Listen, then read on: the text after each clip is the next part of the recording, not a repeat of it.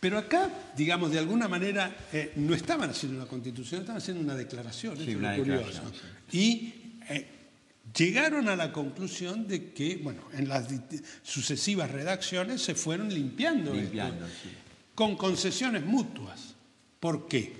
Porque solamente podemos fundar determinados principios comunes sobre la base de aquello que es común a todos. Esto es de perogrullo, pero resulta ser así en la realidad. Y para que sea común a todos, todos deben renunciar a algún tipo de creencia.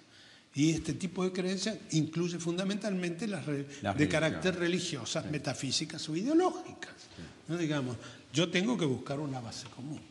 En la introducción al texto de la UNESCO sobre derechos humanos, un filósofo que había sido consultado, Jacques Maritain, que es un filósofo católico importante, sí, claro, ¿verdad? Señala este fenómeno y dice, que narra la siguiente anécdota, que cuando termina de hacer toda la declaración, uno de los que había participado en toda ella, le dije, bueno, estos son los 30 principios de derechos humanos que nosotros sostenemos. Ahora, no nos pregunten por qué. Si les preguntaban por qué, ya no había modo de conciliar todas esas opiniones, porque cada uno iba a dar su propia conjunto de creencias. Si el consenso tiene que ser unánime, si el consenso tiene que ser total, probablemente ese conjunto de valores sea nulo, es decir, sea un conjunto vacío, porque en realidad conseguir no ya 30, sino una idea en la cual la totalidad de los seres humanos estén de acuerdo parece utópico. Pero usted está poniendo en duda el contenido de los 30 artículos de los derechos humanos, que a mí me parece que no son en absoluto nulos. No digo nulo esos desde el punto de vista de la simpatía que a uno le inspiran, pero sí desde el punto de vista de que, como usted decía, quizá cuando intentamos fundamentarlos desde un punto de vista filosófico, digamos, el problema es cuando desaparece la idea de Dios, que podría ser, digamos, una idea que nos lleva a fundamentar, digamos, litúrgicamente, cuando la cuestión empieza a ser comunicacional, ¿no? Democrática, en el sentido de una discusión de valores entre los seres humanos, una polémica ética entre los seres humanos.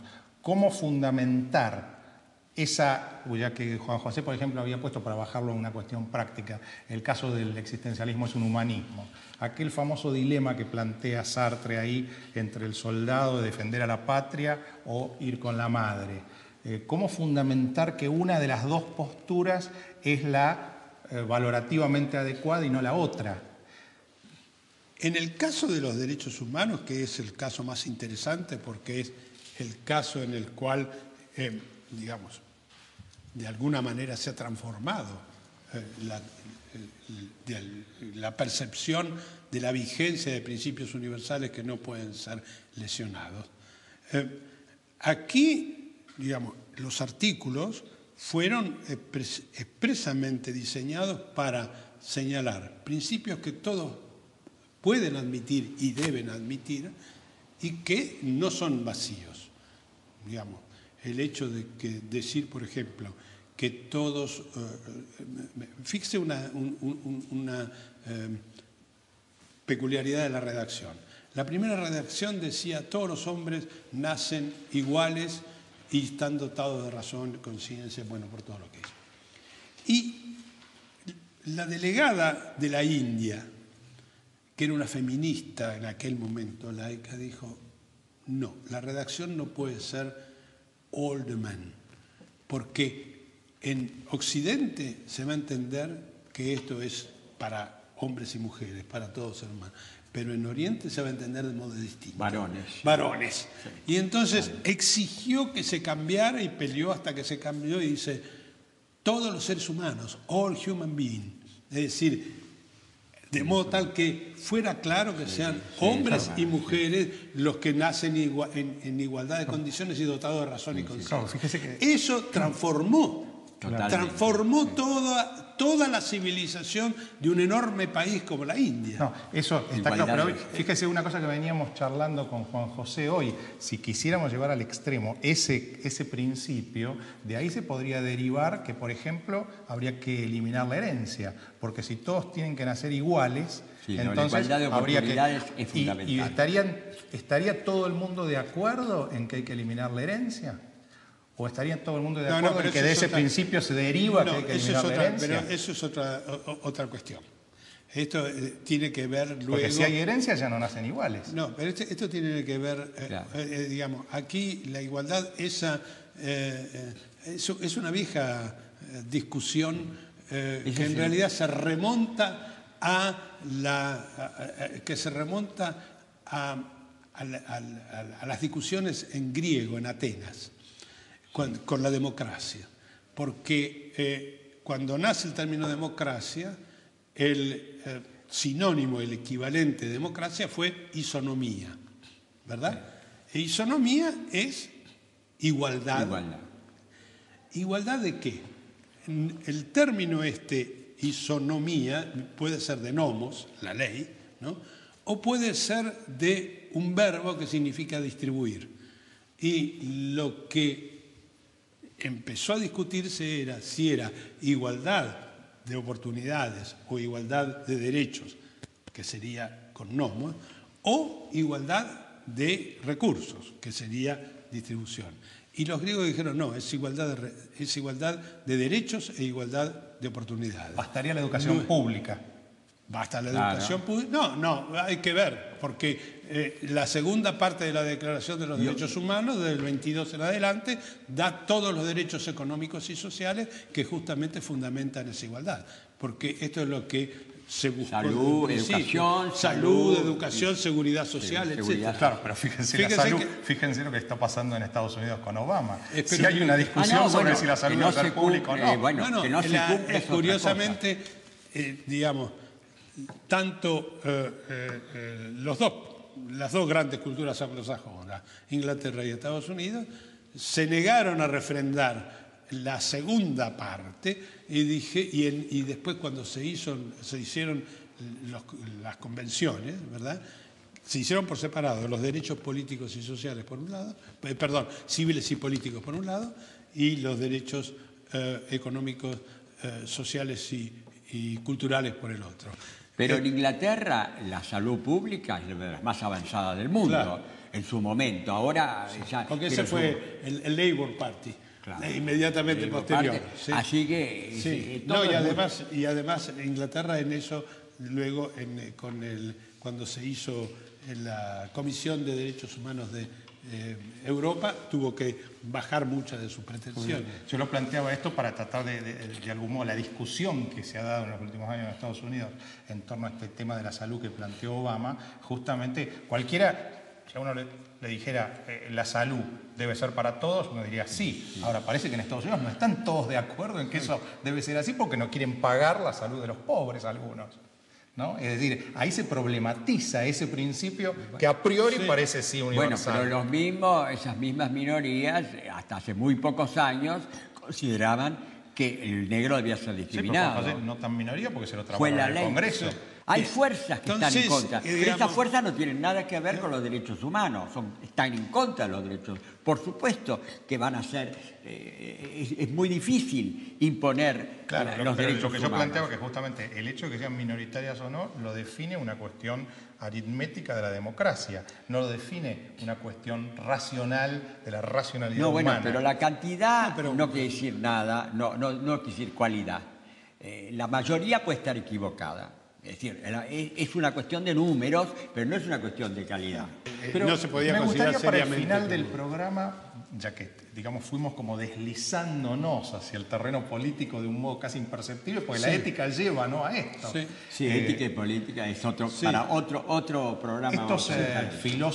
Estos filósofos norteamericanos como John Rawls, que murió hace un par de años, Robert Nozick, distintos, Ronald Dworkin también, quizá.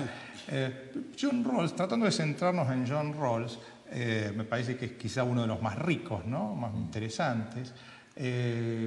Para simplificar quizá el planteo, usted lo va a hacer quizá con más agudeza que yo, pero para simplificarlo, que el público lo pueda entender, un poco el planteo de John Rawls es decir, cuánto de diferencia social, cuánto de desigualdad social es tolerable para conseguir un zócalo de dignidad de los más pobres. Este es quizá un poco el planteo groseramente hecho, ¿no?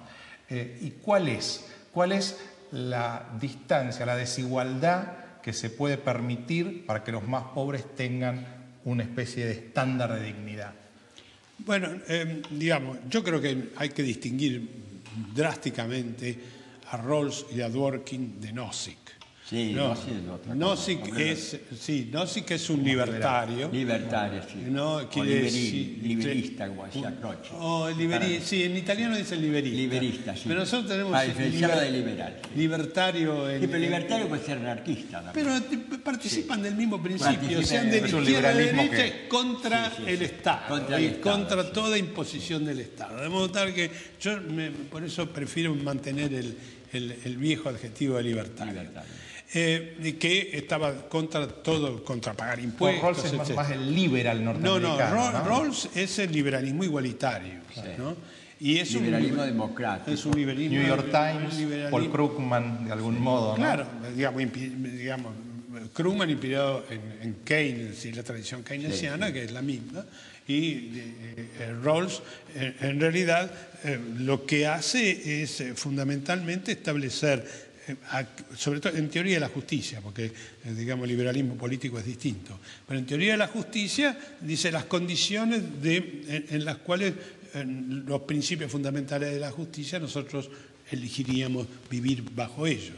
Y una de las condiciones sería que, digamos, en el caso de que me toque, digamos, la situación peor, tendría que elijo aquel principio que de alguna manera me garantice. Por eso el velo de ignorancia. El velo de la ignorancia. Sí. Bueno, creo que este programa con el doctor Guariglia ha sido extraordinariamente rico, muy profundo, y abre, me parece, un espeso delta de inquietudes e interrogantes para que el público los desarrolle entre ellos en sus casas y se lo vayan planteando, ¿no?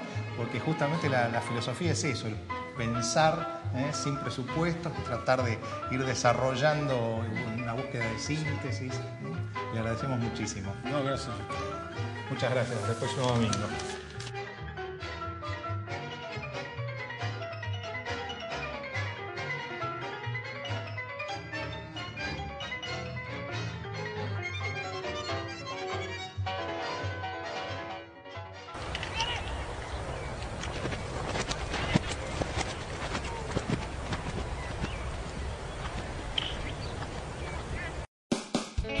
Ciudad Veloz.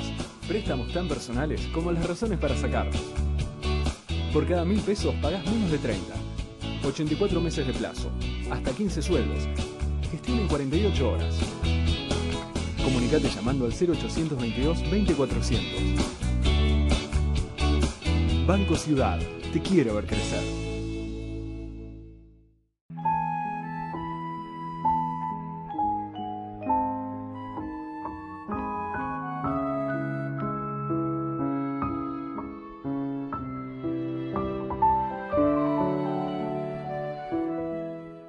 UCES, la excelencia, un compromiso. www.uces.edu.ar